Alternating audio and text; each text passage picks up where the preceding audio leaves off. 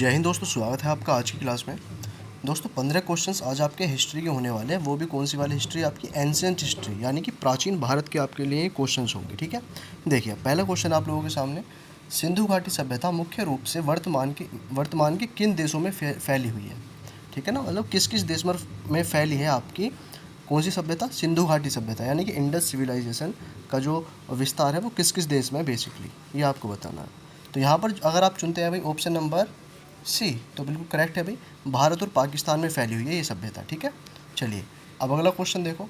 15 question हैं और 15 में से बताना आप लोग कितना स्कोर कर पाते हैं। ठीक है ना, मिनिमम आपके 10 से 12 क्वेश्चन तो होने चाहिए करेक्ट। ये आपका एक टेस्ट भी होता है इस तरीके से। देखो क्वेश्चन है, कौन सा प्राचीन भारतीय राजा था जिसने एलोरा में चट्टानों को काटकर बनाए गए मंदिरों के लिए जाना जाता है? ठीक है ना, ठीक है, एलोरा की चट्टान को काटकर मंदिर बनवाए थे उस राजा ने।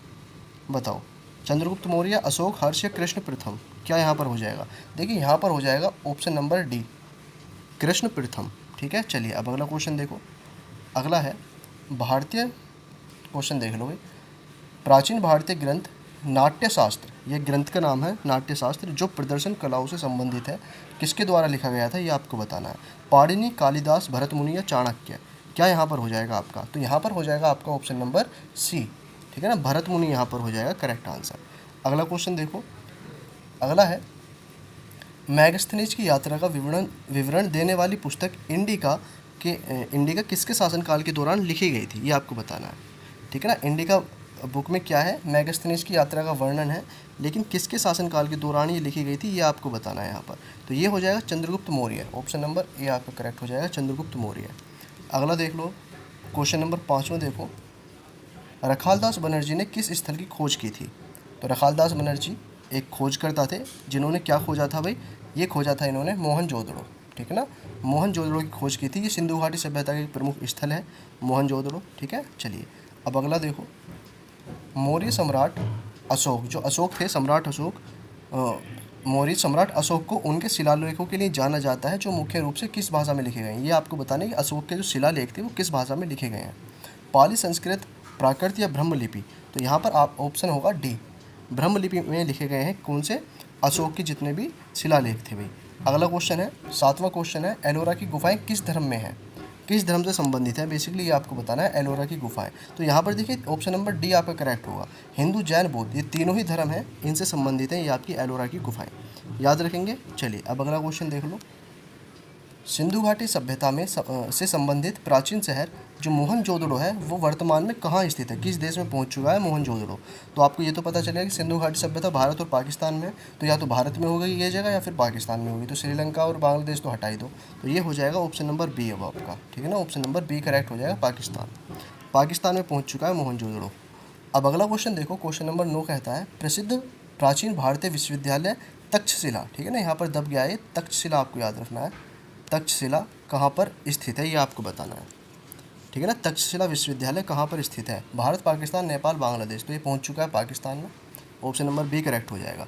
अगला क्वेश्चन देखिए, मत्स्य महाजनपद, देखिए 16 महाजनपद थे आपको पता है। तो ये जो मत्स्य महाजनपद है इसकी राजधानी क्या थी ये आपको बताना है। उज्जैन, विराटनगर, नालंदा या तक्षशिला?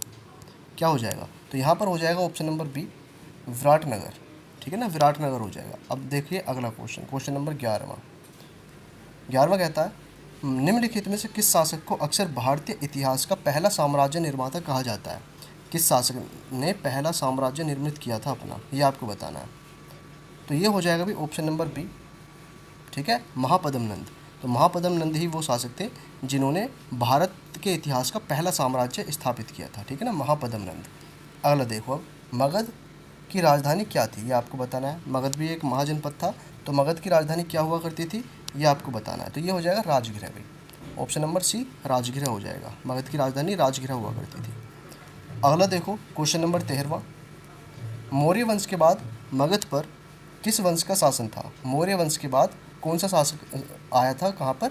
मगध पर। कौन सा वंश रहा था? हर्यक, नंद वंश, शिशुनाग वंश या फिर शुंग वंश? तो डी हो जाएगा ऑप्शन, शुंग वंश यहाँ पर आपका करेक्ट हो जाएगा। ठीक है ना, मौर्य वंश के बाद आया था शुंग वंश। क्वेश्चन नंबर 14वां है, भारत में जैन धर्म की स्थापना किसने की थी? सभी को पता होना चाहिए, जो महावीर थे, ठीक है ना, महावीर जी, इन्होंने ही की थी जैन धर्म की स्थापना भारत में। ठीक है, ऑप्शन नंबर डी करेक्ट हो जाएगा। 15वां और लास्ट का क्वेश्चन है जो कि आप लोगों के लिए होमवर्क है। और आज की क्लास आपकी बहुत ही छोटी सी रही है, बहुत ही जल्दी मैंने आपको करा दिया। तो इंडिका का लेखक कौन था, जो पुस्तक है इंडिका वो किसने लिखी थी, यह आपको बताना है। हेनसांग, मैगस्थनीज, फाहियान या डेमोट्रस, ये यहाँ पर आपको बताना है आंसर। ठीक है, बताएंगे। ये आपके लिए होमवर्क है, एक तो ये आपके लिए होमवर्क हो गया, कमेंट में बताना इसका आंसर। लेकिन जितने आपने स्कोर किए हैं 15 में से आपने 12 किए हों या 15 के 15 किए हों, जितने भी आपने करेक्ट आंसर किए हैं वो आपको बताने कि कितने भैया हमने ये इतना स्कोर कर लिया आज की क्लास में। प्राचीन भारत की ये 15 क्वेश्चन में से इतने क्वेश्चन हमारे सही थे। ठीक है, चलिए तो इतने ही भी आज की क्लास रखते हैं, छोटी सी क्लास थी। ठीक है, चलिए मिलते हैं अगली क्लास में। नोट्स अगर अब आपको चाहिए इस नंबर पर व्हाट्सएप कर सकते हो, आपको नोट्स भी प्रोवाइड हो जाएंगे। और यहाँ पर सब्सक्राइब जरूर कर लेना चैनल को, टेलीग्राम और इंस्टाग्राम पर ज्वाइन कर लेना। मिलते हैं अगली क्लास में, थैंक यू।